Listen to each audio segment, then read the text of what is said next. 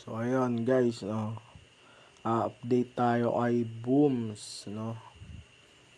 Yan.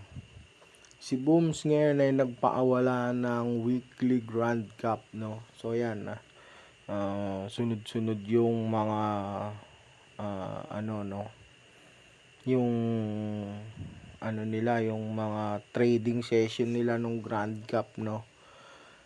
Ayan, no, na ang mapapanalunan mo is Telegram Stars, no.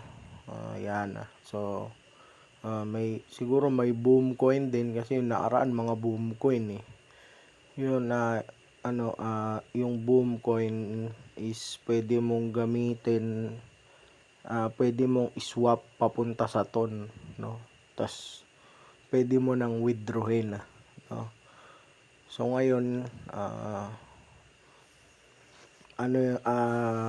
parang Telegram Stars, no. So ganun din yan, Telegram Star pwede mo din yang swap eh. Ang alam ko pwede mo na yang swap ngayon sa ton din.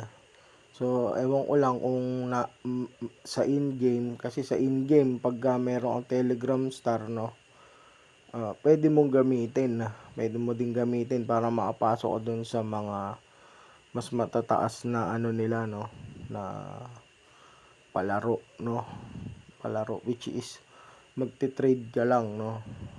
So yun, no. Ayan. So yan, tignan natin, no, sa app nila, no. Yan, update lang natin to kasi alam ko may magbubukas na within 20 minutes yata mula ngayon, no. Yan, i-upload ko to.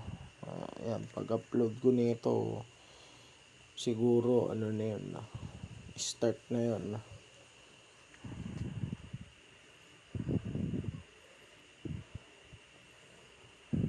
So ayan, no. Taga muna natin to. So ayan, dito sa trading section sa baba, ayan. So makikita mo yung mga nila, no. So ito katatapos lang, hindi ako umabot.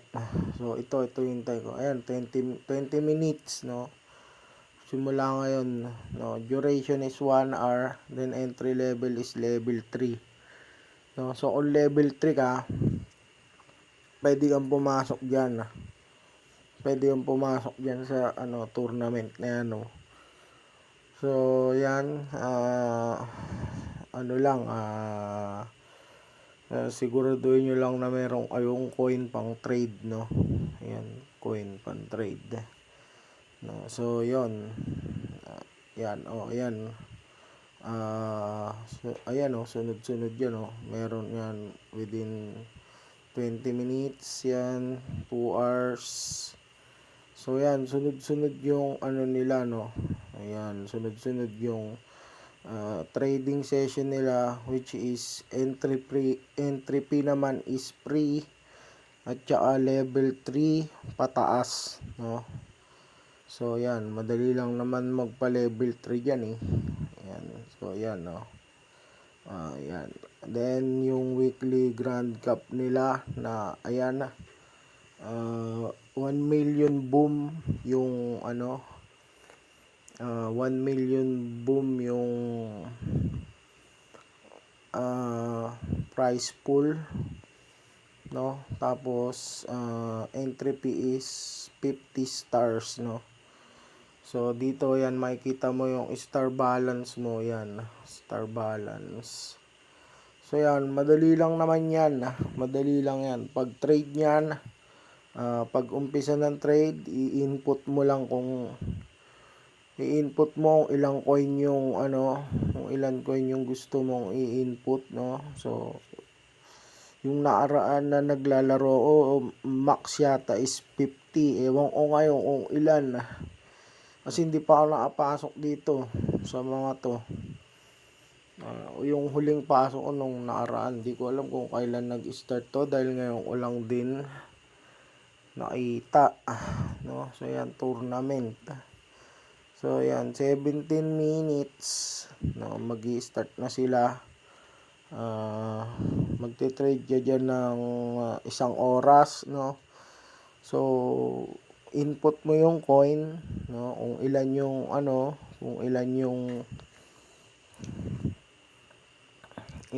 mo, i-input mo, no? Pag input mo nun, start mo na yung trade, then hintayin mo na umakyat, no? Hintayin mo na umakyat yung pinaka niya, no?